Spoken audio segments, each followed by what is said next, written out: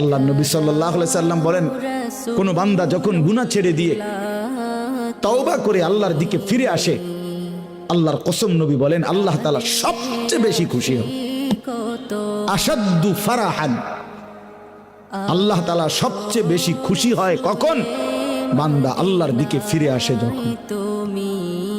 বিতাওবাতি আবদিহি, বান্দা যখন আল্লাহর দিকে ফিরে আসে আল্লাহ তাআলা ভীষণ খুশি হয়। গুনার নাফরমানের জিন্দেগি ছেড়ে দিয়ে আল্লাহর দিকে যখন ফিরে আসে, আল্লাহ তাআলা তখন 7 আসমান সাজিয়ে দেয়। ফেরেশতাদেরকে বলে, আসমান সাজিয়ে দাও, জান্নাত সাজিয়ে দাও। ফেরেশতারা 7 আসমান জান্নাত সাজাইয়া ফেরেশতারা জিজ্ঞেস করে, মাওলা আসমান কেন সাজাইলেন, জান্নাত কেন সাজাইলেন?